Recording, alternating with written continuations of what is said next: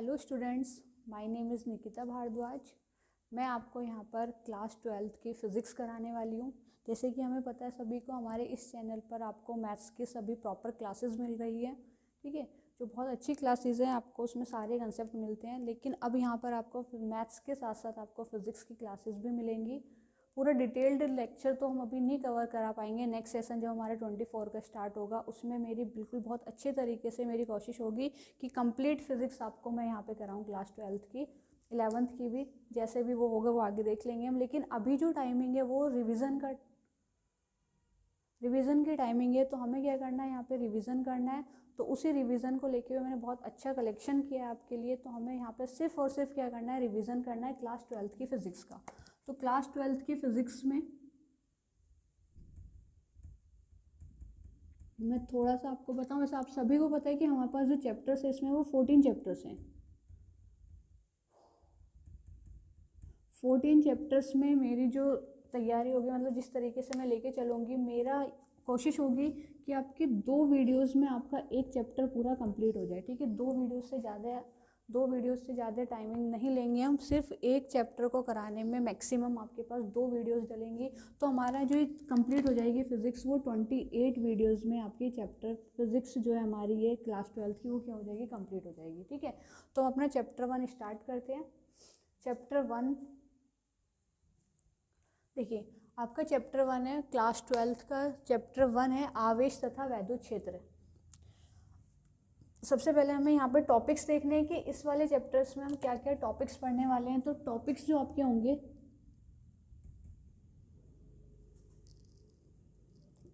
सबसे पहला टॉपिक हम पढ़ेंगे आवेश। आवेश क्या होता है, आवेश के लिए क्या फॉर्मूला यूज़ होता है। ठीक है, आवेश पे कैसे न्यूमेरिकल्स आते हैं, वो चीज़ें हम यहाँ पे समझेंगे।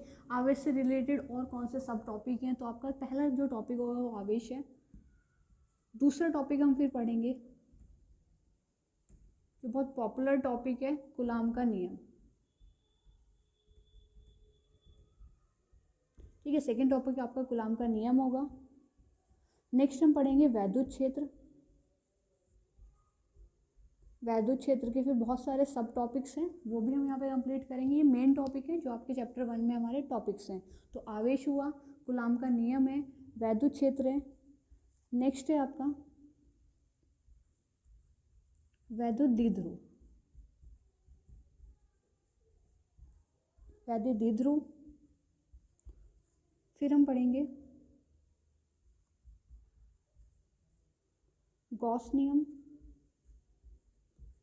और फिर इस गॉस नियम के हमें पढ़ने हैं अनुप्रयोग। ठीक है, इसी गॉस नियम के हमें क्या पढ़ने हैं, अनुप्रयोग। ठीक है, तो ये टॉपिक्स हैं जो हमें चैप्टर 1 में कंप्लीट करने हैं। कौन कौन से टॉपिक्स हैं आपके, आवेश, कूलाम का नियम, आवेश को हम चार्ज बोलते हैं, कूलाम का नियम, लॉ ऑफ कूलाम्स लॉ, वैद्युत क्षेत्र, इलेक्ट्रिक फील्ड, वैद्युत द्विध्रुव पढ़ेंगे, गॉस नियम पढ़ेंगे, और फिर गॉस नियम की क्या होंगी आपकी एप्लीकेशंस। तो ये 6 मेन टॉपिक है। फिर इसके अंदर इनके सब टॉपिक्स आएंगे जो जैसे जैसे हम टॉपिक पढ़ेंगे उसके अकॉर्डिंग आपको मिलते रहेंगे। तो सबसे पहले हमें टॉपिक पढ़ना है आवेश।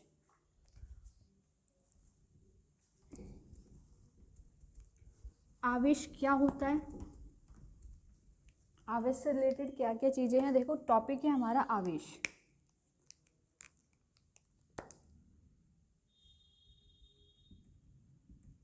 आवेश को बोला जाता है चार्ज। आवेश क्या होता है, आवेश किसी भी पदार्थ का सिर्फ एक क्या होता है, गुण है। ठीक है, आवेश को आप कैसे समझोगे, किसी भी पदार्थ का क्या होता है, ये गुण होता है। किस तरह का गुण होता है, जो किसी भी वस्तु को क्या करता है, या तो आकर्षित करता है या फिर क्या करता है, प्रतिकर्षित करता है। तो आवेश को आप कैसे डिफाइन कर सकते हो, आवेश क्या है, आवेश किसी भी पदार्थ का वह गुण है जो उस किसी वस्तु को क्या करता है, आकर्षित करता है या फिर क्या करता है, प्रतिकर्षित करता है। दूसरा, ये अपने आसपास क्या बनाता है, वैद्युत और चुंबकीय क्षेत्र।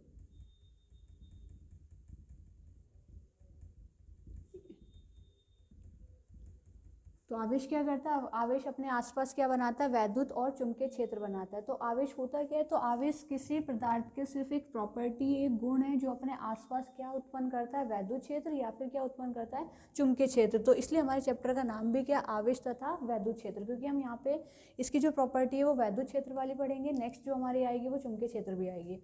आवेश से और क्या आएगा फिर कि आवेश का कितने प्रकार के होते हैं, आवेश कितने प्रकार के होते हैं। तो आवेश कितने प्रकार के होते हैं, दो प्रकार के होते हैं। एक कौन सा होगा हमारा धनात्मक आवेश और दूसरा क्या होगा आपका ऋणात्मक आवेश। ठीक है, दो प्रकार के आवेश हुए। आवेश क्या, आवेश एक पदार्थ का गुण है। दूसरा आवेश कितने प्रकार के होते हैं, तो आवेश दो प्रकार के होते हैं, धनात्मक आवेश होता है और कैसा होता है ऋणात्मक आवेश होता है। फिर इसी आवेश की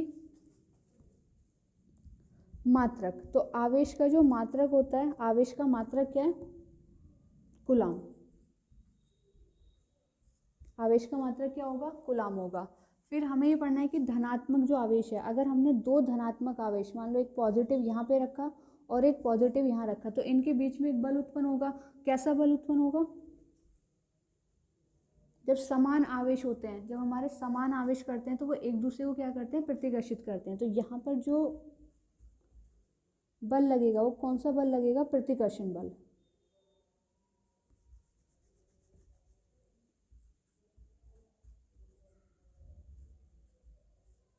प्रतिकर्षण बल।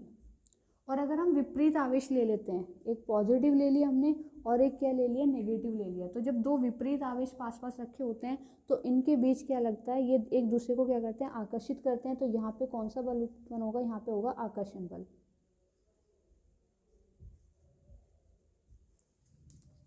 तो यहाँ पे मैंने तुम्हें आवेश से रिलेटेड, आवेश का प्रतीक क्या है, आवेश को किससे डिनोट किया जाता है, तो आवेश का जो प्रतीक है वो है कैपिटल क्यू या फिर स्मॉल क्यू। ठीक है, अगर हम एनसीईआरटी में देखें तो वहाँ कैपिटल क्यू से डिनोट करते हैं और अगर हम रिफ्रेशर देखें तो उसमें क्या करते हैं, स्मॉल क्यू से। तो डजेंट मैटर, आप आवेश का जो प्रतीक है वो क्यू से डिनोट किया जाता है, आप स्मॉल क्यू का यूज़ कर लो या फिर कैपिटल क्यू का यूज़ कर लो। आवेश का मात्रक क्या होता है, तो आवेश का मात्रक क्या होता है, कूलाम होता है, इसको हम एसआई मात्रक बोलते हैं इसका। दूसरा इसका प्रतीक क्या है, अगर हम कूलाम पूरा नहीं लिखें तो इसको डिनोट करने के लिए हम कैपिटल सी का यूज़ करते हैं। तो इसका जो प्रतीक है वो क्या है, कैपिटल सी।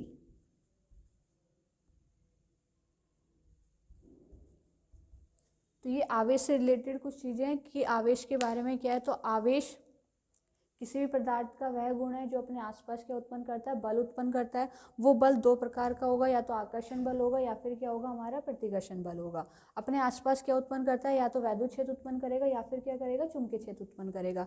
दूसरा, आवेश कितने प्रकार के होते हैं, तो आवेश कितने प्रकार के होते हैं, आवेश दो प्रकार के होते हैं, धनात्मक आवेश और दूसरा क्या होता है हमारा ऋणात्मक आवेश। उसके बाद आवेश का प्रतीक क्या है, तो आवेश का प्रतीक या तो कैपिटल की क्यू से डिनोट कर लो या फिर स्मॉल क्यू से डिनोट कर लो। उसके बाद आवेश का मात्रक क्या होता है, तो आवेश का मात्रक क्या होता है, कूलाम होता है, जिसको इसका एसआई मात्रक बोला जाता है। और इसका प्रतीक क्या है, तो इसका प्रतीक क्या होता है, कैपिटल सी होता है। तो आवेश से रिलेटेड दो चार चीज़ें हमारे पास कंप्लीट हुई। आवेश क्या होता है, आवेश का मात्रक क्या है, आवेश कितने प्रकार के होते हैं, और आवेश को किस प्रतीक से हम इसको दर्शाते हैं। तो इसका प्रतीक चिन्ह क्या होता है, क्यू या फिर कैपिटल क्यू, और इसके मात्रक का जो चिन्ह होगा वो क्या होगा, आपका स्मॉल क्यू होगा।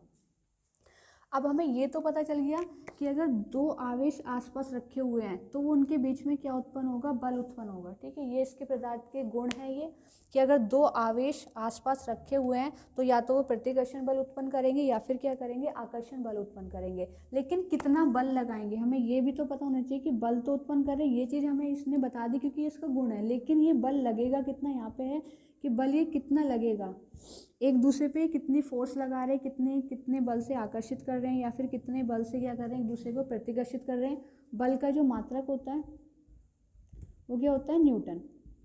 तो इन दोनों आवेशों के बीच, पॉजिटिव पॉजिटिव है या फिर नेगेटिव पॉजिटिव है, इन दोनों आवेशों के बीच कितने न्यूटन का बल लग रहा है, तो इसको समझाने के लिए कूलाम ने एक नियम दिया जिसको हम क्या बोलते हैं, कूलाम का नियम।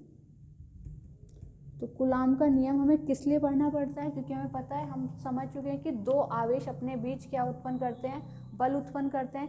कितना बल उत्पन्न करेंगे, कितने न्यूटन का बल उत्पन्न करेंगे, तो वो हमें कहाँ से पढ़ना है, कूलाम के नियम से पढ़ना है। तो कूलाम के नियम से, कूलाम का नियम हमें क्या बताता है, F=K Q1 Q2 अपॉन में R²। अभी फॉर्मूला याद करो, कूलाम का नियम क्या होता है।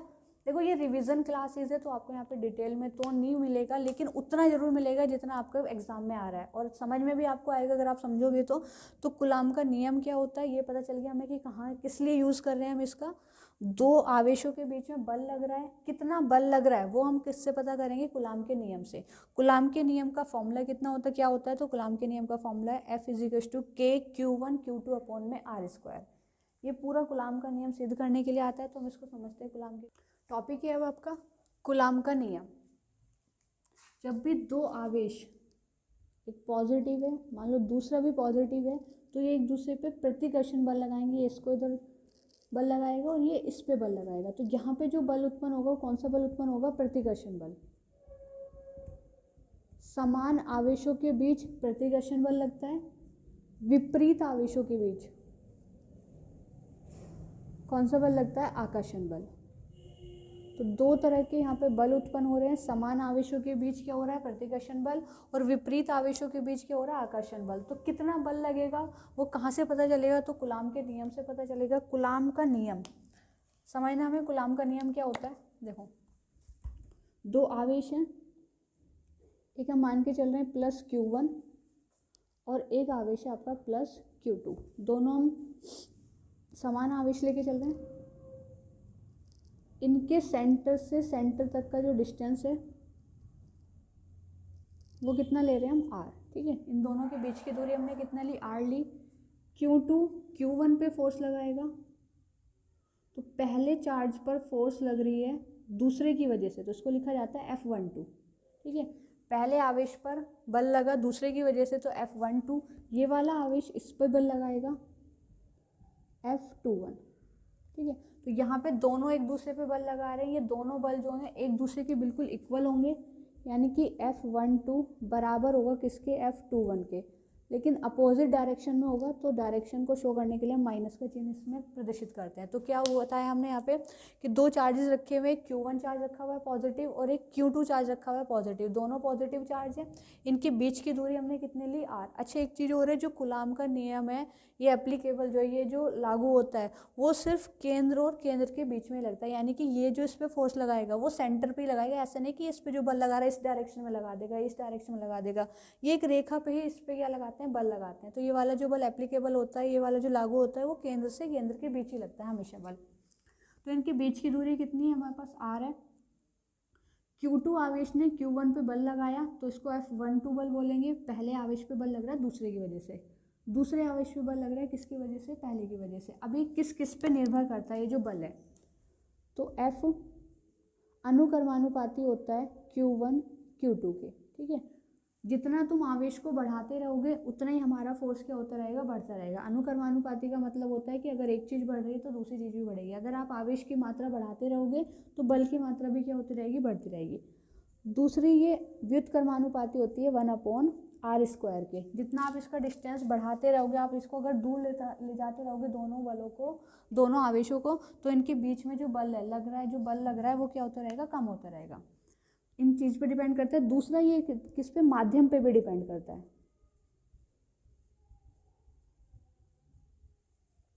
ठीक है, तो तीन चीज़ पे ये निर्भर करता है। तीन चीज़, कूलाम का नियम तीन चीज़ के लिए एप्लीकेबल है। दोनों आवेशों के गुणनफल के तो क्या होता है, अनुक्रमानुपाती होता है। दोनों आवेशों के बीच की दूरी के वर्ग की क्या होता है, व्युत्क्रमानुपाती होता है। और तीसरी चीज़ किस पे निर्भर करता है, ये माध्यम पर भी निर्भर करता है। ठीक है, तो इन दोनों चीज़ों को मिला के हम ये ऐसे लिख सकते हैं, F अनुक्रमानुपाती और व्युत्क्रमानुपाती है Q1 Q2/R²। तो यहाँ से फॉर्मूला बनेगा, अनुक्रमानुपाती का साइन हटा के कांस्टेंट आता है K Q1 Q2/R²। ये हमारा कूलाम नियम का फॉर्मूला। ठीक है, दो आवेशों के बीच जो बल लग रहा है तो वो किस फॉर्मूले से पता चलेगा, कैसे निकालोगे आप, तो उसके लिए हम एक फॉर्मूला यूज़ करेंगे, K Q1 Q2/ कितना, R²। ठीक है, इतनी बात आपको समझ में आई। अब यहाँ पे जो K है, K क्या है, यहाँ पे एक नियतांक है, ये कांस्टेंट है। मैंने अभी आपको बताया कि K का मान जो है वो माध्यम पर निर्भर करता है। तो यहाँ पर जो ये नियतांक है, ये नियतांक हम किसके लिए पढ़ेंगे, यहाँ पे जो K की वैल्यू है वो या तो निर्वात के लिए या फिर हम इसके वायु के लिए, ठीक है, निर्वात या फिर वायु के लिए इस K का जो मान होता है बाय एक्सपेरिमेंट, जो इसकी वैल्यू है वो होती है 9 × 10⁹। ठीक है, इस K का मान कितना होता है, 9 × 10⁹। इस K को हम क्या लिखते हैं, इस K को हम 4 पाई एप्सिलॉन नॉट भी लिखा जाता है। ठीक है, जो के का मान है, ये जो हम पढ़ रहे हैं, के का मान माध्यम पे निर्भर कर रहा है। तो यहाँ पर जो माध्यम है ना इस कूलाम के नियम के लिए, वो माध्यम क्या होगा, या तो वायु होगा या फिर हम बोल सकते हैं निर्वात। अगर आप इस के मान को कांच में निकालो तो वो अलग है। यहाँ पर जो ये फॉर्मूला हम यूज़ करेंगे, ये के का मान या तो निर्वात या फिर वायु के लिए कितना होता है, K is equal to 1/4 pi epsilon naught, जिसकी वैल्यू होती है 9 × 10⁹। इतनी बात आपको समझ में आई। तो हम यहाँ पे के की वैल्यू रख देंगे तो फॉर्मूला आपका कुछ बन जाएगा, F is equal to 1/4 pi epsilon naught Q1 Q2 upon में R²। ये बुक में लिखा होता है formula. F is equal to, नीचे ऊपर लिख देती हूँ मैं, फॉर्मूला जो बना है आपका, फॉर्मूला क्या बन के आया हमारा, F is equal to 1/4 pi epsilon naught Q1 Q2 upon में R²। ये आपका फॉर्मूला बन गया। ठीक है, के का मान कितना है, 1/4 पाई एप्सिलॉन नॉट, जिसकी प्रैक्टिकली वैल्यू कितनी होती है, 9 × 10⁹। तो हम यहाँ पे के का मान रख देंगे तो फॉर्मूला क्या बन जाएगा, F is equal to 1/4 pi epsilon naught Q1 Q2 upon में R²। इसी को हम क्या बोलते हैं, कूलाम का नियम। यही हमारा कूलाम का नियम है।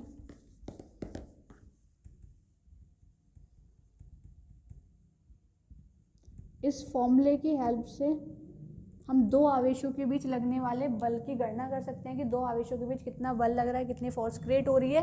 तो वहाँ पे हम फॉर्मूला यूज़ करेंगे, F is equal to 1/4 pi epsilon naught Q1 Q2 upon में R², जहाँ पर इसकी जो वैल्यू होती है 1/4 पाई एप्सिलॉन नॉट की जो वैल्यू रखेंगे हम 9 × 10⁹ रखेंगे।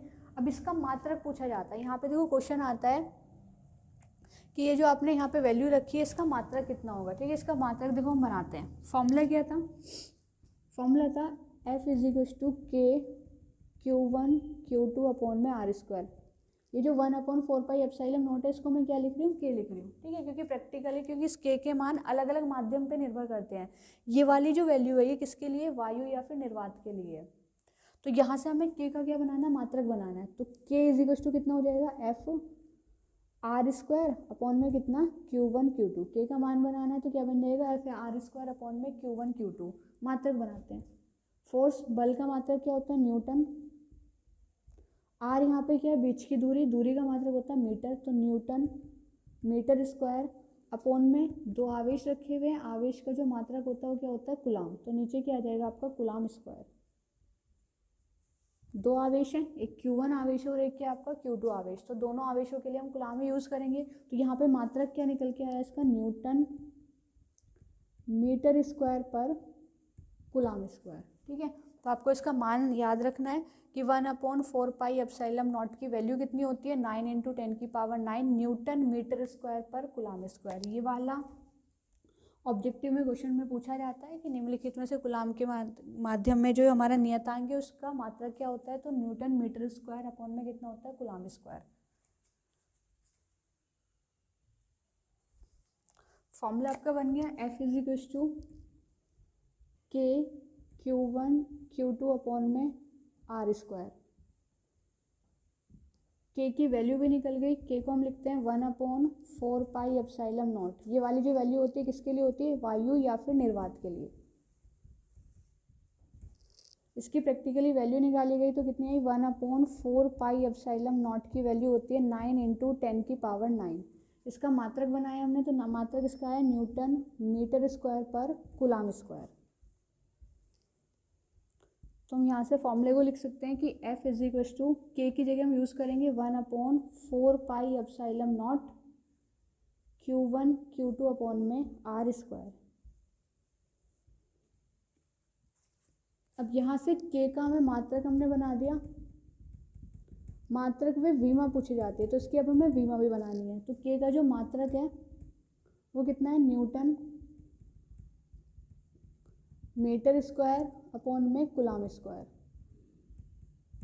इसकी विमा बनाओगे, न्यूटन किसका मात्रक होता है, बल का। बल की जो विमा होती है वो कितनी होती है, M/L/T-2। मीटर है, लंबाई की जो विमा होती है L होती है तो L² अपॉन में कूलाम। कूलाम की जो विमा होती है वो होती है आपकी AT। तो AT पे क्या लगा दोगे, स्क्वायर।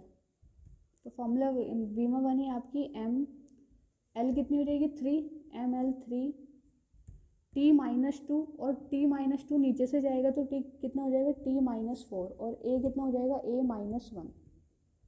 तो ये इसकी क्या हो जाएगी विमा बन जाएगी k की विमा। ठीक है, तो ये चीज़ें कंप्लीट हुई आपकी। कूलाम के नियम का formula F = K Q1 Q2 upon में R²।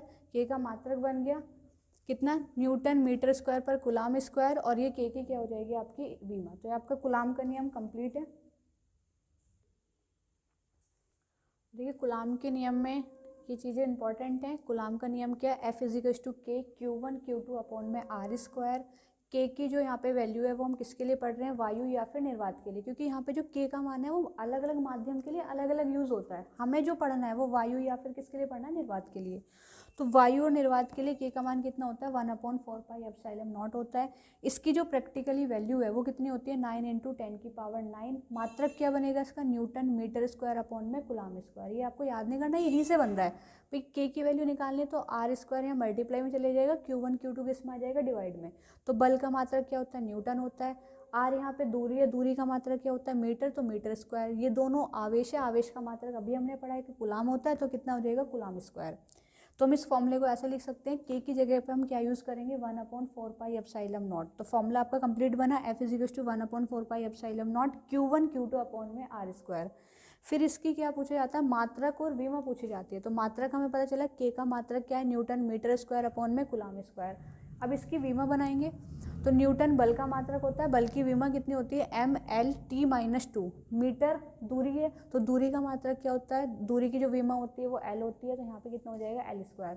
नीचे क्या है हमारा आवेश है, आवेश की जो विमा होती है वो क्या होती है AT होती है, तो AT पे क्या आ जाएगा होल स्क्वायर हो जाएगा। M सिंगल है, L यहाँ पे देखो L और L² तो कितना बन जाएगा L³ बन जाएगा। t-2 और t नीचे प्लस के 2 है, ऊपर जाएगा क्या हो जाएगा -2 हो जाएगा, तो t-4 हो जाएंगी। और a कितना हमारे नीचे प्लस का, ऊपर जाएगा कितना हो जाएगा माइनस का। देखो a नीचे कितने हैं 2 हैं, तो कितनी हो जाएगी a-2। ठीक है, नीचे a पे स्क्वायर है तो a नीचे माइनस प्लस का होगा, ऊपर जाएगा किसका हो जाएगा माइनस का। आप इन चीज़ों को नोट कर लिए।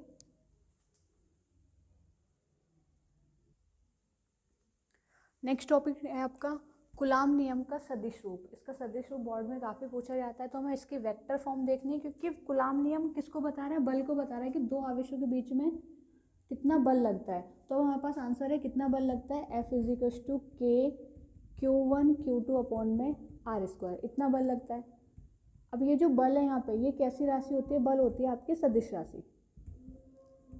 सदिश का मतलब होता है जो परिमाण के साथ साथ हमें क्या बताता है दिशा भी बताता है, उसको हम क्या बोलते हैं सदिश राशि बोलते हैं। तो इससे तो हमारा क्या निकल के आएगा परिमाण निकल के आएगा कि इतने न्यूटन का दो आवेशों के बीच में क्या लग रहा है बल लग रहा है, लेकिन किस दिशा में लग रहा है तो दिशा भी तो हमें पता होनी चाहिए। बल क्या होता है सदिश राशि है जो परिमाण के साथ साथ हमें क्या बताता है दिशा भी बताता है, तो दिशा इसमें बताई जाती है, इसलिए इसका हम क्या पढ़ते हैं कूलाम नियम का क्या पढ़ेंगे सदिश रूप। तो देखो इसका सदिश रूप कैसे पढ़ेंगे, वही चीज़ लेके चलेंगे हम। एक Q1 आवेश है और इससे कहीं R डिस्टेंस पे क्या रखा हुआ है आपका प्लस के Q2 आवेश रखा हुआ है। ये इस पे फोर्स लगाएगा F12 पहले आवेश पर दूसरे की वजह से, और ये इस पे बल लगेगा F21। ये दोनों फोर्स हमेशा इक्वल होती है। F12 किसके बराबर होगा F21 के बराबर होगा। अपोजिट डायरेक्शन में लगेगा, इसलिए हम किसको दिखाते हैं माइनस के चिन्ह से वो हम दर्शाते हैं। इनके जो बीच की दूरी है वो कितनी है R। अब इसका हम परिमाण लेंगे तो परिमाण के लिए हम मॉड का यूज़ करते हैं। इनके बीच की दूरी कितनी है हमारी मॉड R है। तो फॉर्मूला हमने देखा कि दूसरा आवेश पहले आवेश पर कितना बल लगा रहा है, तो दूसरा आवेश पहले आवेश पर कितना बल लगा रहा है F12 बल लगा रहा है। कितना लगा रहा है तो K Q1 Q2 अपॉन में मॉड R का स्क्वायर। ये तो हो गया परिमाण। अब इसकी दिशा भी बतानी है, तो देखो इसकी दिशा आप कैसे दिखाओगे, इसकी दिशा में कुछ इस तरीके से दिखाएंगे। इनके बीच की दूरी तो मॉड R है, देखो ये इस पे बल लगा रहा है, ये वाला इस पे बल लगा रहा है, तो इसकी दिशा आप लिखोगे फाइनल पोजीशन में से इनिशियल पोजीशन को माइनस किया जाता है, यानी कि R1 माइनस R2। ये तो हो गई इसकी डायरेक्शन। कैसे समझोगे आप इसको, तो इसके बीच की दूरी की दिशा, दूसरा आवेश पहले वाले पे क्या लगा रहा है बल लगा रहा है, यानी कि बल इधर से इधर लग रहा है, तो अंतिम स्थिति में से इनिशियल वाली यानी कि प्रारंभिक स्थिति को माइनस करते हैं, तो R1 माइनस कितना हो जाएगा R2। जब इससे इस पे बल लगेगा, जब इस डायरेक्शन में बल लगेगा तो आपकी जो डायरेक्शन होगी, दूसरे पे बल लग रहा है पहले की वजह से, तो यहाँ पे डायरेक्शन होगी R2 माइनस R1। अंतिम स्थिति में से हम क्या कर देते हैं, प्रारंभिक स्थिति को माइनस कर देते हैं। तो ये वाली जो चीज़ है ये हमें क्या दिखा रही है, दिशा दिखा रही है। तो इसकी जो दिशा होगी वो कितनी होगी, R1, अभी हम क्या निकाल रहे हैं 1 2, यानी कि पहले वाले पर दूसरे की वजह से आवेश क्या लग रहा है, बल लग रहा है, तो दूसरा इस पे बल लगा रहा है, तो दिशा कितनी होगी आपकी R1 माइनस R2 की कैप। ठीक है, दिशा जो दिखाती है कौन दिखाता है, कैप दिखाता है। 11th में हमने पढ़ा होगा कि दिशा दिखाने के लिए हम उसी का क्या ले लेते हैं, कैप ले लेते हैं। अब एक कैप की वैल्यू होती है कि जिसकी हमें दिशा निकालनी है, उसी का तो हमें सदिश रूप लेना है, यानी कि उसी का वेक्टर लेना है और फिर उसी का लेना है आपको मोड। ये फॉर्मूला होता है दिशा निकालने के लिए। एकांक सदिश आपने पढ़ा होगा, इसको हम एकांक सदिश बोलते हैं। जिसका आप सदिश निकाल रहे हो उसी का क्या लेना है, हमें वेक्टर लेना है और फिर उसी का क्या लेना है, हमें मोड लेना है। तो हम यहाँ पे वैल्यू रखते हैं इसकी के Q1 Q2 अपॉन में मॉड R का स्क्वायर। इसकी वैल्यू क्या रखोगे, इसी का पहले हमें वेक्टर लेना है, तो R1 vector minus R2 vector, और फिर इसी का आपको लेना है मोड, R1 माइनस R2 का मोड। ठीक है, ये इसकी वैल्यू हो गई। अब R है क्या, ये जो R है इसके भी इक्वल है, इसके भी इक्वल है। जब इस पे बल लगेगा तो ये मान होगा, जब ये वाला उस पे बल लगाएगा तो ये वाली वैल्यू होगी। तो मैं R की जगह पे क्या लिख सकती हूँ, के Q1 Q2 अपॉन में इस R की जगह में लिख रही हूँ R1 माइनस R2 का मोड, और इधर आपका ये है ही पहले से R1 माइनस R2 और अपॉन में R1 माइनस R2 का मोड। ठीक है, तो नीचे देखिए यहाँ पे, और इसका क्या है, होल स्क्वायर भी है, तो एक स्क्वायर ये रहा और एक ये रहा, तो फॉर्मूला जो हमारा बन जाएगा, फॉर्मूला आपका बन गया F इजिकल्स टू के Q1 Q2 अपॉन में R1 माइनस R2 का क्या बन जाएगा, क्यूब, और यहीं पे इसका क्या लेना है हमें, R1 माइनस R2 का वेक्टर। ठीक है, तो ये इसकी वेक्टर फॉर्म होती है R12, ये हुई। ठीक है, ये इसकी क्या आपकी वेक्टर फॉर्म। अच्छा, यहाँ पे स्क्वायर और एक ये, तो कितना बन जाएगा आपका, क्यूब बन जाएगा यहाँ पे।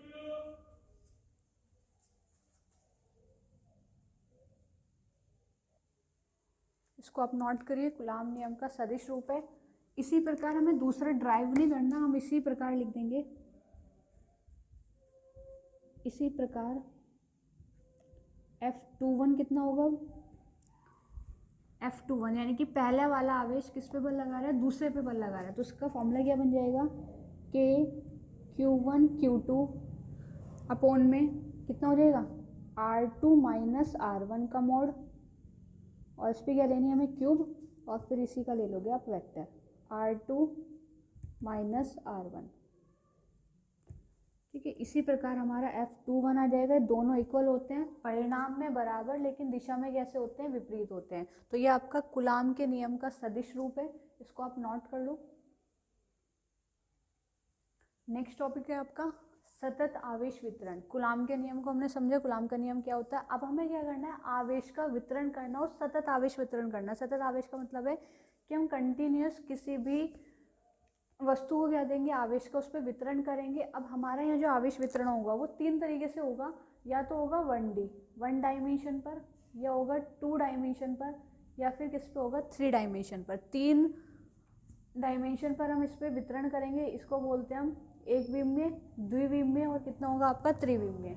यहाँ पे क्या होगा, 1 विमीय का मतलब है या तो एक्स एक्सिस पे होगा, यानी कि या तो ऐसे होगा या फिर ऐसे होगा। आवेश का जो वितरण होगा वो हमारा रेखीय होगा, या तो लाइन आपकी ऐसे होगी या फिर ऐसे होगी, यानी कि हम तार इस तरीके से ले सकते हैं या फिर इस तरीके से ले सकते हैं। 2D में हम 2 यूज़ करें, एक्स का भी यूज़ करेंगे और वाई का भी यूज़ करेंगे, यानी कि एक्स और वाई का जब यूज़ किया जाता है तो वहाँ पे क्या बन जाता है, आपका क्षेत्रफल बन जाता है। और 3D में हम क्या यूज़ करेंगे, एक्स वाई और जेड तीनों का यूज़ करेंगे। जब हम तीनों डायमेंशन लेते हैं तो वहाँ पे आपका क्या बन जाता है, आयतन बन जाता है। तो यहाँ पे हम 3 तरह से आवेश का वितरण करेंगे, रेखीय आवेश वितरण, क्षेत्रीय आवेश वितरण, और थर्ड आपका क्या होगा, आयतन आवेश वितरण। तो 3 तरह से हमें आवेश का वितरण करना है। तो सतत आवेश वितरण 3 तरीके से होगा आपका। पहला होगा रेखीय आवेश वितरण,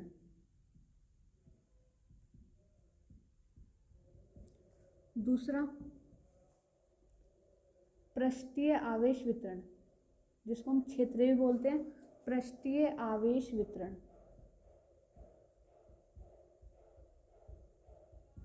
और थर्ड है आपका आयतन आवेश वितरण। तो 3 तरीके से हमें आवेश का वितरण करना है। कौन कौन सा वितरण होगा, रेखीय आवेश वितरण होगा, पृष्ठीय आवेश वितरण होगा, और नेक्स्ट क्या हमारा आयतन आवेश वितरण। अब इसका मतलब क्या है कि हमारा एक रेखा पर एकांक लंबाई पर एकांक आवेश का वितरण किया। मान लो हमने ये 1 सेंटीमीटर की लंबाई है, तो इस पर एक आवेश इस पर वितरित हुआ, फिर नेक्स्ट फिर 1 सेंटीमीटर पर एक आवेश वितरित हुआ, फिर नेक्स्ट 1 सेंटीमीटर पर एक आवेश वितरित हुआ। तो इसको हम क्या बोलते हैं, रेखीय आवेश वितरण बोलेंगे। और जब एकांक लंबाई पर एकांक आवेश का वितरण किया जाता है तो उसको बोला जाता है रेखीय आवेश घनत्व। ये डेफिनेशन हमारी क्या बन जाती है, रेखीय आवेश घनत्व। ठीक है, तो रेखीय आवेश घनत्व का क्या मतलब होगा कि एकांक लंबाई पर जब एकांक आवेश का वितरण किया जाता है तो वहाँ पे आपका क्या बन जाता है, रेखीय आवेश घनत्व बनेगा। इसी तरह से क्या बनेगा, पृष्ठीय आवेश घनत्व बनेगा, और सेम तरीके से क्या बनेगा, आयतन आवेश घनत्व बनेगा। तो यहाँ पे हमें इनके तीनों के फॉर्मूले देखने हैं कि तीनों के फॉर्मूले क्या बनते हैं। तो सबसे पहला है हमारा रेखीय आवेश घनत्व।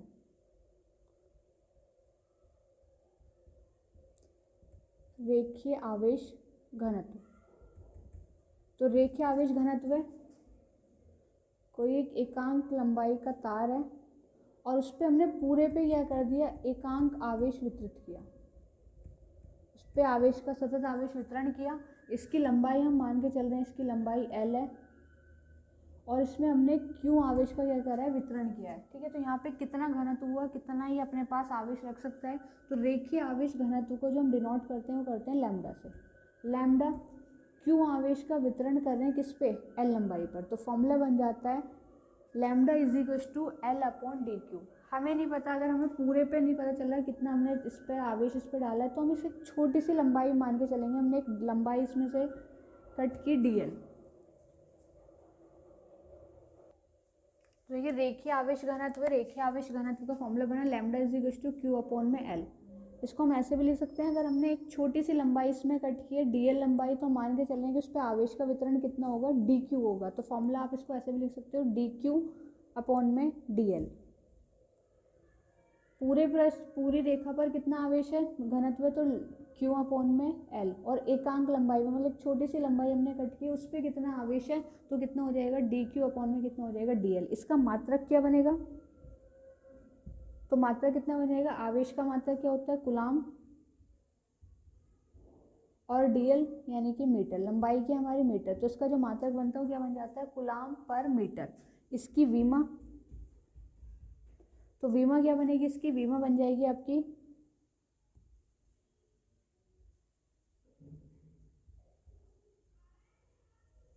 AT, और अपॉन में कितना होगा, L।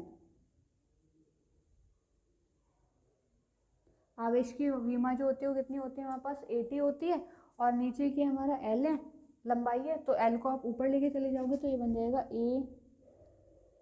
L नीचे प्लस का, ऊपर जाएगा किसका हो जाएगा, माइनस का, L माइनस 1 AT। तो ये इसकी क्या हो जाएगी, आपकी विमा हो जाएगी। अब हमें इसी तरह से दूसरा पढ़ना है। दूसरा आपका क्या होगा, पृष्ठीय आवेश घनत्व।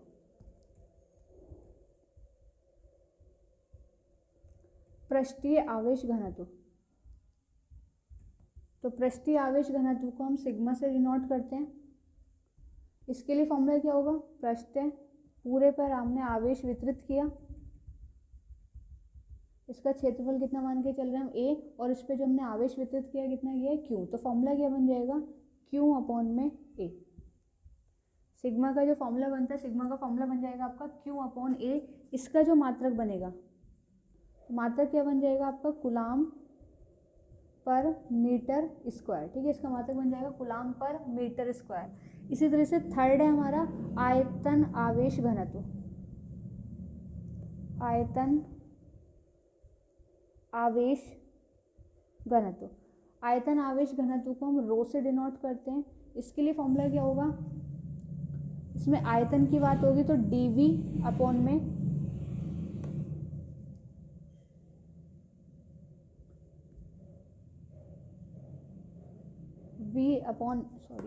Q अपॉन में V।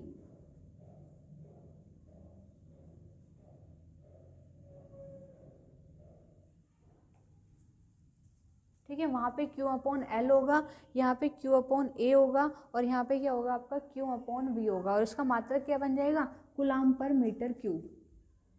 तो कूलाम पर मीटर क्यूब, इन चीज को नोट करिए। नेक्स्ट टॉपिक है आपका वैद्युत क्षेत्र। देखो वैद्युत क्षेत्र क्या होता है, यहाँ पर कोई प्लस Q आवेश रखा हुआ है, ठीक है, इससे कहीं दूर पर एक आवेश रखा हुआ है Q नॉट, एक Q नॉट आवेश रखा हुआ है, तो इस वाले आवेश पर क्या लगेगा, एक बल लगेगा, ठीक है, इस पर क्या लगेगा, आवेश पे बल लगेगा। जब ये बहुत दूर था, मान लो यहाँ पर रखा हुआ था, तो ये इस पर कोई बल नहीं लग रहा, तो जैसे हम इसको पास लेके आए तो इस पर एक फोर्स लगेगी, यानी कि प्लस Q आवेश जो है हमारा ये वाला, ये अपने आसपास क्या बना रहा है, एक क्षेत्र बना रहा है, जिसको हम क्या बोल रहे हैं, वैद्युत क्षेत्र बोल रहे हैं। अब जिस चीज़ पे हम परीक्षण करते हैं, जिस पे हम टेस्ट करते हैं, तो उसको बोला जाता है परीक्षण आवेश। Q नॉट को क्या बोला जाता है, परीक्षण आवेश। अच्छा, ये वाला चार्ज तो अपने आसपास क्या बना रहा है, वैद्युत क्षेत्र बना रहा है, तो ये जो Q नॉट है ये भी तो क्या एक आवेश ही है, लेकिन ये अपने आसपास क्या नहीं बनाता, वैद्युत क्षेत्र नहीं बनाता। क्यों नहीं बनाता, क्योंकि जो परीक्षण आवेश होता है हमारा टेस्ट चार्ज, इसको टेस्ट चार्ज बोलते हैं, ये बहुत ज़्यादा छोटा होता है, वेरी स्मॉल। टेस्ट चार्ज इतना छोटा होता है कि इसकी इतनी कैपेसिटी नहीं होती कि अपने आसपास क्या बना सके, वैद्युत क्षेत्र। तो सिर्फ ये क्या कर सकता है, बल का अनुभव करता है, इसकी वजह से कोई बल नहीं बनेगा, यानी कि इसकी वजह से कोई वैद्युत क्षेत्र नहीं बनेगा। तो ये बहुत ज़्यादा छोटा होता है। और एक क्वालिटी हो रही है इसकी कि जो हमारा परीक्षण आवेश है ये हमेशा कैसा होता है, टेस्ट चार्ज जो है ऑलवेज पॉजिटिव होता है। ये चीज़ आप ध्यान रखोगे कि जो टेस्ट चार्ज है वो हमेशा कैसा होता है, पॉजिटिव होता है। ये वाले जो हमारे आवेश है पॉजिटिव भी हो सकते हैं, नेगेटिव भी हो सकते हैं, लेकिन जो आपका परीक्षण आवेश है वो हमेशा कैसा होता है, पॉजिटिव होता है, और वो इतना छोटा होता है कि वो अपने आसपास क्या नहीं बनाता, वैद्युत क्षेत्र नहीं बनाता है।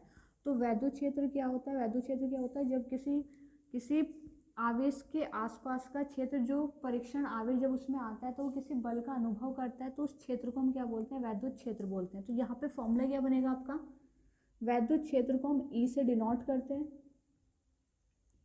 तो E is equal to force लग रही है किस पर, टेस्ट चार्ज पर, यानी कि Q नॉट पर। तो इसका जो फॉर्मूला बनता है वैद्युत क्षेत्र का, क्या बनता है, वैद्युत क्षेत्र की तीव्रता बोलते हैं इसको। E का फॉर्मूला क्या बनेगा, E is equal to F upon में कितना, Q नॉट। इसका मात्रक बनाओगे तो इसका मात्रक क्या होगा, F है, F का मात्रक, बल का मात्रक क्या होता है, न्यूटन, न्यूटन पर कूलाम। तो बहुत क्वेश्चन उसमें आता है, ऑब्जेक्टिव में आता है, निम्नलिखित में से वैद्युत क्षेत्र का मात्रक है। तो वैद्युत क्षेत्र का मात्रक क्या होता है, न्यूटन पर कूलाम होता है, और इसका एक अन्य मात्रक होता है वोल्ट पर मीटर। वो डेरिवेशन से आता है निकल के, ये आगे हम डेरिवेशन करेंगे तो वहाँ से मैं दिखाऊंगी, वोल्ट पर मीटर। ये दोनों इसके मात्रक है, दोनों ही इंपॉर्टेंट है। न्यूटन पर कूलाम आ जाएगा, या फिर ये आता है वोल्ट पर मीटर। तो इसकी ये दो मात्रक आपको ध्यान रखने हैं। फॉर्मूला क्या होगा, तो E is equal to F upon Q naught होगा। इसका मात्रक क्या बनेगा, तो मात्रक या तो न्यूटन पर कूलाम बाय फॉर्मूला, और दूसरा इसका मात्रक होता है वोल्ट पर मीटर। इसकी वीमा क्या होगी, तो हम वीमा बना लेते हैं। वीमा ऊपर किसकी वीमा रखनी है हमें, बल की। तो बल की जो वीमा होती है वो कितनी होती है, MLT-2, और नीचे हमें किसकी रखनी है, आवेश की। आवेश की विमा क्या होती है, AT। ठीक है, आवेश की विमा क्या होगी आपकी, AT। तो इसको हम ऊपर लेके जाएंगे, ML, T इधर नीचे पॉजिटिव है, ऊपर जाके नेगेटिव हो जाएगा, तो MLT-3, और A नीचे पॉजिटिव है, ऊपर जाके कितना हो जाएगा, नेगेटिव। तो ये इंपॉर्टेंट है, वैद्युत क्षेत्र क्या होता है, फॉर्मूला उसका क्या बनेगा, E is equal to F upon Q naught. और E जो है वैद्युत क्षेत्र भी कैसी राशि है, तो ये सदिश राशि है, उस पर आप वेक्टर यूज कर सकते हो। तो फॉर्मूला क्या बन जाएगा, E is equal to F upon Q naught. मात्रक क्या होगा इसका, तो न्यूटन पर कूलाम, और अन्य मात्रक इसका एक होता है वोल्ट पर मीटर, दोनों ऑब्जेक्टिव में बनते हैं। वीमा क्या होगी, ऊपर हमें बल की विमा रखनी है mLT-2, नीचे हमें किसकी विमा रखनी है, आवेश की विमा रखनी है। तो दोनों को मिलाकर इसका जो विमा बनेगा कितना बन जाएगा, mLT-3A-1। इंपॉर्टेंट यहाँ पे ये है कि जो हमारा परीक्षण आवेश होता है वो बहुत ज़्यादा छोटा होता है, इतना छोटा होता है कि वो अपने आसपास क्या नहीं बना पाता, वैद्युत क्षेत्र नहीं बना पाएगा। सिर्फ वो दूसरे आवेश की वजह से उस पर क्या लगता है, बल लगता है। दूसरा इंपॉर्टेंट चीज़ कि जो हमारा परीक्षण आवेश होता है वो हमेशा कैसा होगा, पॉजिटिव होगा। परीक्षण आवेश हमेशा पॉजिटिव होता है, लेकिन जो आवेश है वो पॉजिटिव भी होते हैं, नेगेटिव भी होते हैं। लेकिन अगर वर्डिंग है कि आपका परीक्षण आवेश है तो परीक्षण आवेश जो है आपका ऑलवेज कैसा होगा, पॉजिटिव होगा। इस चीज़ को नोट करो। देखिए नेक्स्ट वैद्युत क्षेत्र की दिशा की बात है अब यहाँ पे भी, क्योंकि वैद्युत आवेश सदिश राशि है तो इसकी दिशा कैसे होती है, ठीक है, इसकी हमें दिशा देखनी है। वैसे दिशा हमेशा जो वैद्युत आवेश की दिशा है, अगर दो चार्जेस पास पास रखे हुए हैं, एक पॉजिटिव रखा हुआ और एक नेगेटिव रखा है, तो पॉजिटिव से किसकी तरफ होती है, नेगेटिव की तरफ होती है, ठीक है, वैद्युत क्षेत्र की जो दिशा है। लेकिन अगर हमारे पास सिंगल आवेश है, अगर आपके पास एक ही आवेश है, तो इसकी जो दिशा है वो इस पर लगने वाले आवेश पर लगने वाले बल पर निर्भर करती है। जिधर आपका फोर्स लगेगा उधर ही आपकी क्या होगी, वैद्युत क्षेत्र की दिशा होगी। वैद्युत क्षेत्र की जो दिशा है वो किस पे निर्भर करती है, बल पे निर्भर करती है। जिधर बल की दिशा होगी उधर ही आपकी क्या होगी, वैद्युत क्षेत्र की दिशा होगी। तो दो क्वेश्चन बोर्ड में बनते हैं कि धनात्मक विलगित निकाय या फिर ऋणात्मक विलगित निकाय है, उसकी वजह से वैद्युत क्षेत्र की दिशा का हमें क्या बनाना होता है, आरेख बनाना होता है। देखो कैसे आएगा, अगर हमारा पॉजिटिव चार्ज है, इस क्वेश्चन का आंसर ऐसा होगा, अगर हमारा पॉजिटिव चार्ज है और इसकी वजह से हमें क्या दिखाना है, क्या निकालना है, इसकी दिशा निकालनी है, तो हम इससे कहीं दूर क्या रखते हैं, टेस्ट चार्ज रखते हैं। यहाँ पे हमने टेस्ट चार्ज रखा, तो टेस्ट चार्ज जो होता है वो हमेशा कैसा होता है, पॉजिटिव होता है। ये भी पॉजिटिव है, तो पॉजिटिव की वजह से जो फोर्स लगेगी वो कैसी लगेगी, बाहर की डायरेक्शन में लगेगी। तो इसकी जो वैद्युत क्षेत्र की दिशा होगी वो भी कहाँ की तरफ होगी, बाहर की तरफ होगी। तो प्लस आवेश की वजह से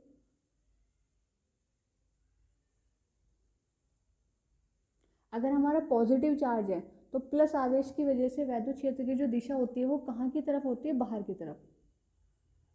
ये क्वेश्चन इंपॉर्टेंट है, पूछा जाता है एग्जाम में कि धनात्मक आवेश की वजह से वैद्युत क्षेत्र की दिशा क्या होती है, तो वैद्युत क्षेत्र की दिशा कहाँ की तरफ होगी, आपकी बाहर की तरफ होगी। रीजन क्या है, क्योंकि हर पॉइंट पे हम क्या मान के चलते हैं, टेस्ट चार्ज मान के चलते हैं। टेस्ट चार्ज हमेशा पॉजिटिव होता है, और पॉजिटिव के बीच में, यानी कि ये भी पॉजिटिव है और ये भी पॉजिटिव है, तो इस पर जो बल लगेगा वो बाहर की तरफ लगेगा, और बल बाहर की तरफ लग रहा है तो वैद्युत क्षेत्र भी क्या होगा, बाहर की तरफ होगा, क्योंकि वैद्युत क्षेत्र की जो दिशा है वो किस पे निर्भर करती है, बल पे निर्भर करती है। तो यहाँ पे हम हर जगह क्या रख के दिखा देंगे, टेस्ट चार्ज। तो परीक्षण आवेश पे जो बल लगेगा बाहर की तरफ लगेगा, तो इस पे लगने वैद्युत क्षेत्र की जो दिशा होगी वो भी आपकी कहाँ की होगी, बाहर की ओर। तो यहाँ पे जो क्षेत्र की दिशा है वो कैसी होगी, बाहर की ओर। किसकी दिशा, वैद्युत क्षेत्र की दिशा, ठीक है। वैद्युत क्षेत्र की जो आपके यहाँ पे दिशा है वो कैसी हो जाएगी, बाहर की ओर। यही चार्ज अगर हम नेगेटिव कर दें, अगर हमारा ऋणात्मक मान है, तो इसकी वजह से जो दिशा होगी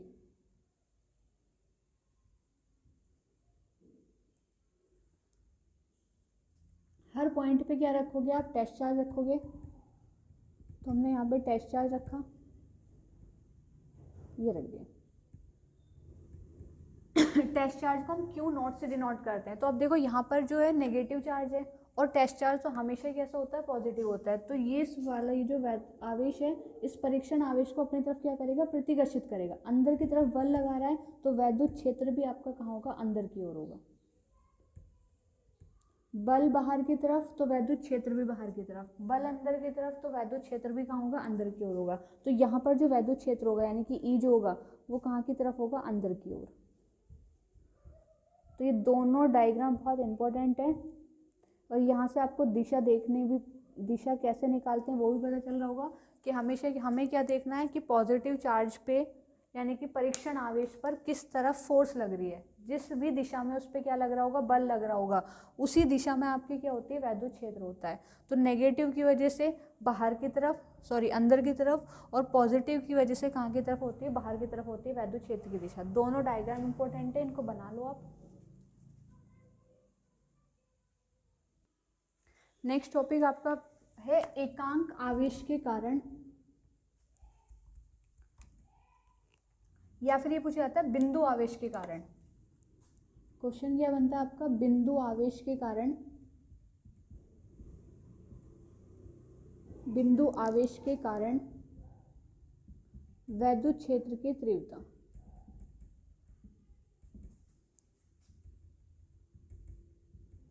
बिंदु आवेश के कारण वैद्युत क्षेत्र की तीव्रता। बिंदु आवेश का मतलब वहाँ पॉजिटिव भी हो सकता है और नेगेटिव भी हो सकता है। तो हम जब क्वेश्चन करते हैं तो हम पॉजिटिव लेके चलते हैं मोस्टली। तो हमने एक पॉजिटिव चार्ज लिया, इसकी वजह से कहीं r डिस्टेंस पर कोई बिंदु P है जहाँ पर हमें क्या निकालनी है, वैद्युत क्षेत्र की तीव्रता निकालनी है बिंदु आवेश के कारण। ये आपका बिंदु आवेश हो गया। इस बिंदु आवेश के कारण हमें क्या बताना है, वैद्युत क्षेत्र की तीव्रता। क्योंकि हमें पता है कि आवेश अपने आसपास क्या बनाता है, वैद्युत क्षेत्र बनाता है। तो कितना वैद्युत क्षेत्र बनाना है वो हमें बताना है। आवेश से उस बिंदु की दूरी हम मान के चल रहे हैं r है। जिस पॉइंट पर भी हमें वैद्युत क्षेत्र निकालना होता है वहाँ पे हम मान के चलते हैं कि वहाँ पे क्या रखा हुआ है, टेस्ट चार्ज रखा हुआ है, जो हमेशा कैसा होता है, पॉजिटिव होता है। तो सबसे पहले तो इस पर डायरेक्शन क्या होगी, तो ये भी पॉजिटिव और ये भी पॉजिटिव, तो ई की जो डायरेक्शन होगी वो इधर होगी। डायरेक्शन आपको निकालनी आ गई। अगर मैं ये नेगेटिव लेती तो ई की डायरेक्शन कहाँ होती है, आपकी अंदर की तरफ होती, क्योंकि फोर्स नेगेटिव की वजह से पॉजिटिव अंदर की तरफ खींचता, और यहाँ भी पॉजिटिव है और टेस्ट चार्ज तो हमेशा होता ही पॉजिटिव है। तो चार्ज इस पर जो फोर्स लगेगी यानी कि बल लगेगा वो कहाँ की तरफ लगेगा, बाहर की तरफ लगेगा। तो वैद्युत क्षेत्र जो हमारी दिशा दिखा रहा है वो तो बाहर की तरफ, लेकिन वैद्युत क्षेत्र बन कितना रहा है यहाँ पे, इसके कारण कितनी तीव्रता है, तो वो निकालना है। देखो हम यहाँ पे कूलाम का नियम लगाएंगे। कूलाम के नियम से इस फॉर्मूले को आप दो तरीके से निकाल सकते हो, दोनों तरीके बता रहे हो। कूलाम के नियम से, कूलाम के नियम से, कूलाम का नियम हमें क्या बताता है, F इज इक्वल टू के Q1 Q2, दोनों आवेश, पहला आवेश तो आपका क्या है Q, दूसरा आवेश क्या है आपका Q0, अपॉन में उनके बीच की दूरी, तो बीच की दूरी आपकी क्या है R। ठीक है, तो फॉर्मूला क्या बना, F इज इक्वल टू के Q0 अपॉन में कितना R, और उसका क्या करते हैं हम, स्क्वायर करते हैं। इसमें से जो आपका परीक्षण आवेश है इसको इधर ले आओ, तो F अपॉन में कितना हो जाएगा Q0 इज इक्वल टू कितना बचेगा, के Q अपॉन में R square. F upon Q0 क्या होता है, फॉर्मूला भी पढ़ा था हमने, वैद्युत क्षेत्र की तीव्रता का जो फॉर्मूला होता है वो कितना होता है, E is equal to F upon में Q0। तो F अपॉन Q0 क्या बनाता है, वैद्युत क्षेत्र की तीव्रता बनाता है, तो ये बन गया आपका E। तो E इज इक्वल टू के Q अपॉन में R स्क्वायर। तो बिंदु आवेश के कारण वैद्युत क्षेत्र की तीव्रता का फॉर्मूला क्या होता है, तो E इज इक्वल टू के Q अपॉन में R स्क्वायर। के की वैल्यू वही है तो इसको हम और करके ऐसे भी लिख सकते हैं फॉर्मूले को, E is equal to 1/4 pi epsilon naught Q upon में R square. That is important, ये फॉर्मूला इंपॉर्टेंट है। जहाँ भी बिंदु आवेश होगा यानी कि एक आवेश होगा और उसकी वजह से वैद्युत क्षेत्र बन रहा होगा, कितना वैद्युत क्षेत्र बन रहा होगा, तो कितना बनेगा, 1/4 pi epsilon naught Q upon में R स्क्वायर। इसकी वैल्यू फिक्स है 9 × 10⁹। मात्रक क्या लगा देंगे हम इसका, न्यूटन, ऊपर क्या हमारा फोर्स और नीचे क्या हमारा आवेश, तो न्यूटन पर कूलाम, ये वोल्ट पर मीटर। तो एकांक बिंदु आवेश के कारण वैद्युत क्षेत्र की तीव्रता का फॉर्मूला होता है E is equal to 1/4 pi epsilon naught Q upon में R स्क्वायर। नोट करो आप इसको।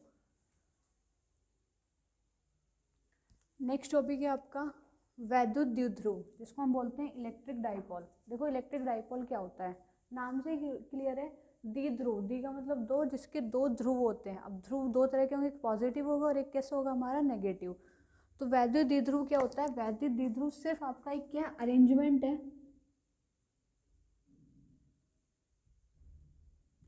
किसका, दो आवेशों का। वैद्युत द्विध्रुव क्या होता है, वैद्युत द्विध्रुव एक क्या, एक अरेंजमेंट है आपका, एक निकाय है, दो आवेशों का निकाय होता है। और ये जो दो आवेश होते हैं ये हमेशा कैसे होते हैं, विपरीत प्रकृति के होते हैं, विपरीत प्रवृत्ति के होंगे, यानी कि एक पॉजिटिव होता है और एक कैसा होता है हमारा, नेगेटिव होता है। तो वैद्युत द्विध्रुव क्या होता है, वैद्युत द्विध्रुव एक ऐसा दो आवेशों का क्या होता है, निकाय होता है, अरेंजमेंट होता है। दोनों आवेश कैसे होते हैं, विपरीत होते हैं, एक पॉजिटिव होगा और एक कैसा होगा आपका, नेगेटिव होगा। और इन दोनों आवेशों के जो बीच की दूरी होती है वो कैसी होती है, अल्प होती है। इन दोनों आवेशों के बीच की दूरी अल्प होती है, यानी कि बहुत छोटी दूरी होगी। तो ये कुछ अरेंजमेंट इस तरह से बनता है, एक पॉजिटिव चार्ज होगा और एक आपका नेगेटिव चार्ज होगा। ठीक है। तो दो आवेश हैं आपके, एक पॉजिटिव चार्ज है और एक कैसा हमारा नेगेटिव चार्ज है। इनके बीच की जो दूरी होती है वो फिक्स है, वो कितनी होती है आपकी 12।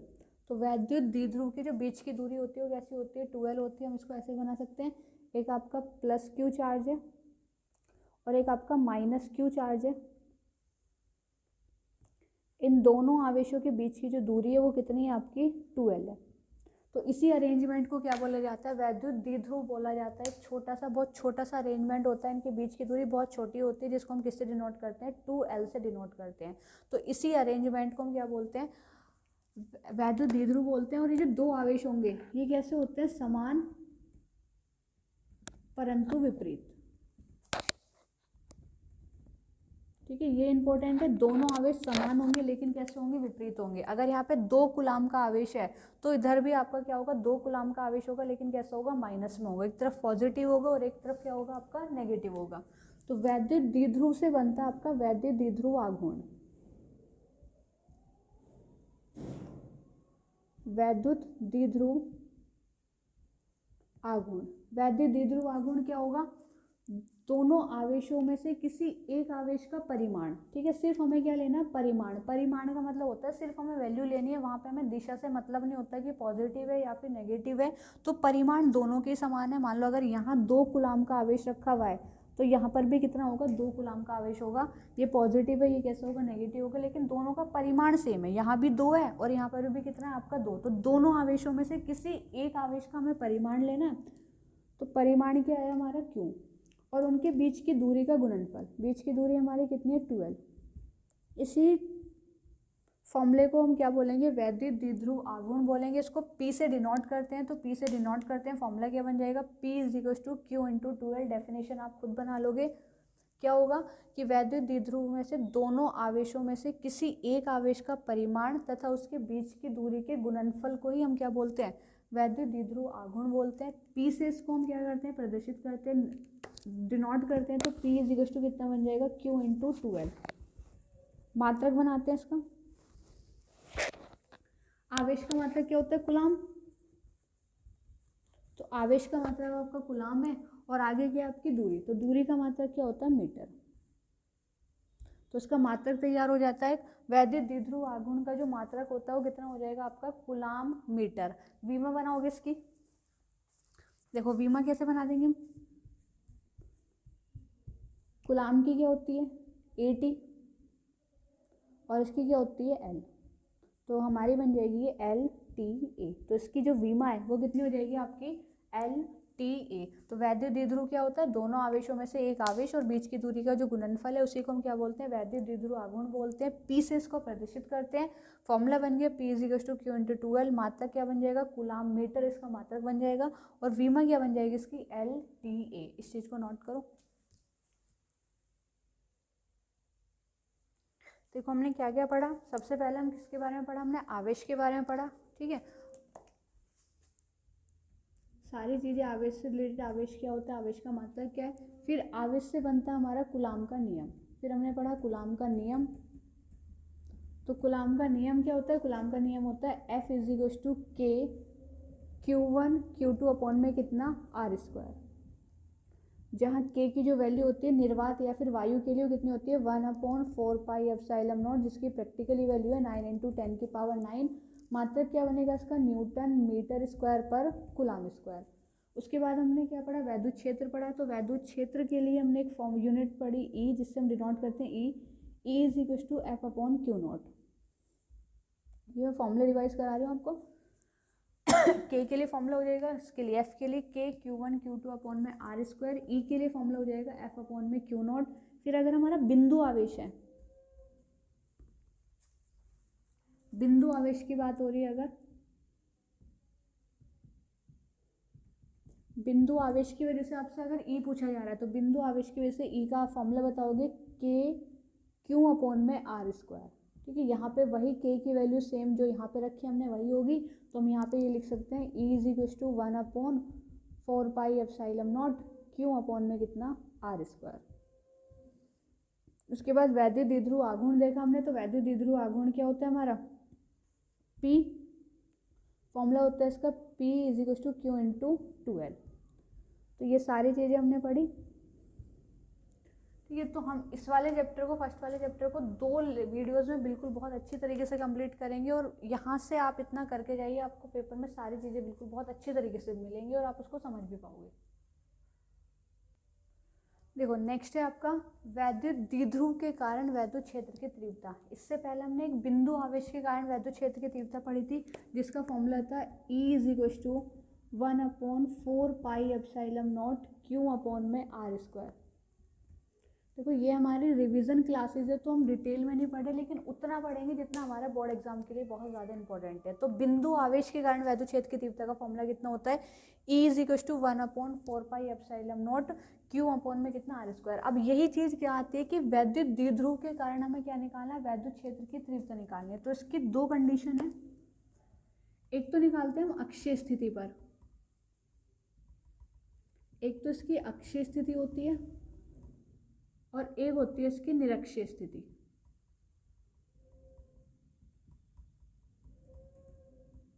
तो 2 स्थिति में हमें वैद्युत क्षेत्र की तीव्रता निकालनी है, अक्षीय स्थिति और दूसरा आपका क्या है? निरक्षीय स्थिति। तो अक्षीय स्थिति पे जो फॉर्मूला बन के आता है, अक्षीय स्थिति का फॉर्मूला होता है E =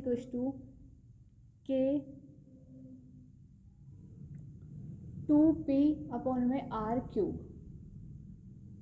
अक्षीय स्थिति के लिए क्या फॉर्मूला होगा? E = K2P/r³, जिसको हम ऐसे लिख सकते हैं, अगर हम K की वैल्यू रखेंगे तो E = 1/4πε0 2P/ में कितना? r³। तो ये हमारी अक्षीय स्थिति पर वैद्युत द्विध्रुव के कारण वैद्युत क्षेत्र की जो तीव्रता होती है वो कितनी होती है? E = 1/4πε0 2P/ में कितना होता है? r³ होता है। अगर हमें निरक्षीय स्थिति पे क्वेश्चन आता है, इसको हम ड्राइव करेंगे अभी। दूसरा अगर निरक्षीय स्थिति पे आता है तो E = 1/4πε0 P/ में r³।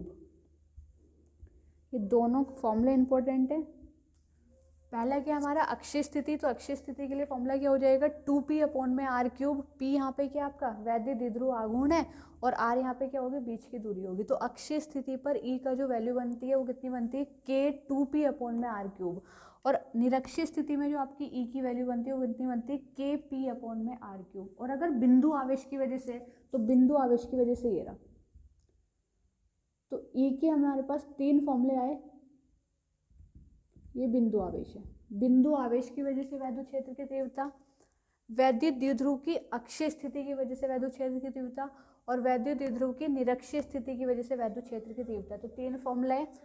E = तीनों फॉर्मूले देखो आप कैसे याद करोगे। E = एक तो क्या है? K/Q/ में r², ये तो हो गया बिंदु आवेश। दूसरा E = K2P/ में r³। और थर्ड हो जाएगा आपका E = KP/ में r³। ये आपका अक्षीय और ये हमारा निरक्षीय। ठीक है, ये अक्षीय हो गया और ये क्या हो जाएगा? निरक्षीय। और ये सिर्फ क्या आपका बिंदु आवेश,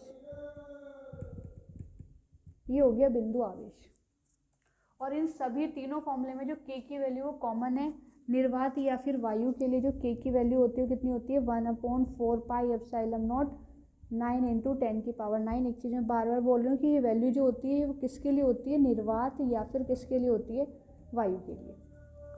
तो इसके 4-5 डेरिवेशन है, मतलब इस वाले चैप्टर में 2 डेरिवेशन आपको ये वाली मिलेंगी और 2 डेरिवेशन आपको गॉस नियम जब हम पढ़ेंगे उसकी जो एप्लीकेशंस है, अनुप्रयोग है, उसकी मिलेगी। तो कुल मिला के इसके 4 डेरिवेशन हमें तैयार करनी है।